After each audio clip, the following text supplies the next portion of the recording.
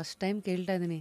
ಅಂದರೆ ಸಮಾಜದ ಮೇಲಿರೋ ಕಾಳಜಿ ಏನೋ ಖಂಡಿತ ವಾಪಸ್ ಕೊಡಬೇಕು ಅದು ಗೊತ್ತಿತ್ತು, ಬಟ್ ಸಮಾಜ ಋಣ ಅನ್ನೋ ಪದಾನೇ ಖಂಡಿತ ಎಲ್ಲರೂ ಖಂಡಿತ ಹಿಂಗೆ ಯೋಚನೆ ಮಾಡೋದು. ನೋಡಿಮ್ಮ, ನಾವು ಹುಟ್ಟಿದ್ದು ಸಮಾಜದಿಂದ, ನಾನು ಬೆಳೆಸಿರೋದು ಸಮಾಜ, ನನಗೊಂದು ಶಿಕ್ಷಣ ಕೊಟ್ಟಿರೋದು, ಒಂದು ಅನ್ನ ಹಾಕಿರೋದು, ಒಂದು ಉಸಿರಾಡೋಕ್ಕೆ ಜಾಗ ಕೊಟ್ಟಿರೋದು, ಒಂದು ತೊಟ್ಟು ಕುಡಿಯೋದಕ್ಕೆ ನೀರು ಕೊಟ್ಟಿರೋದು, ನಿಮ್ಮ ಜೊತೆ ನಾವು ಮಾತಾಡ್ತಿದ್ದೀರಲ್ಲ, ಈ ಮಾತು ಎಲ್ಲವನ್ನೂ ಕೊಟ್ಟಿದ್ದು ಸಮಾಜನೇ, ಅದನ್ನು ಬೆಳೆಸ್ತಿರೋದು ಸಮಾಜನೇ. ಬೆಳೆಸಿರೋದೇ ಸಮಾಜನೇ. ಇವತ್ತು ಬದುಕೋದು ಕೊನೆಯ ಉಸಿರಿನವರೆಗೂ ನಮಗೆ ಸಮಾಜದ ಋಣ ಇಲ್ಲದೇ ಒಂದು ಕ್ಷಣವೂ ಇಲ್ಲ. ಅಟ್ಲೀಸ್ಟ್ ನಾವು ಇಷ್ಟಾರು ಮಾಡಬೇಡವ. ನಾವು ಇಷ್ಟೊಂದು ಮಾಡಿದ್ರೆ ಏನಾಗುತ್ತೆ ಗೊತ್ತಾ, ಅದು ಲಿಂಕ್ ಒಂದು ಕಡೆಯಿಂದ ಒಂದು ಹೋಗುತ್ತೆ. ಅದರಲ್ಲಿ ಋಷಿ ಋಣ ತೀರುತ್ತೆ, ಮಾತೃ ಋಣ ತೀರುತ್ತೆ, ಪಿತೃಋಣ ಇರುತ್ತೆ, ರಾಷ್ಟ್ರ ಋಣ ತೀರುತ್ತೆ.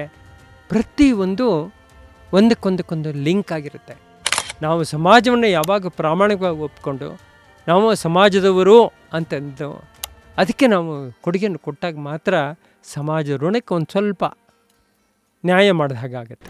ಫುಲ್ ವಿಡಿಯೋನ ನೋಡಿ ಆನ್ ರ್ಯಾಪಿಡ್ ರಾಶ್ಮೀಸ್ ಯೂಟ್ಯೂಬ್ ಚಾನಲ್.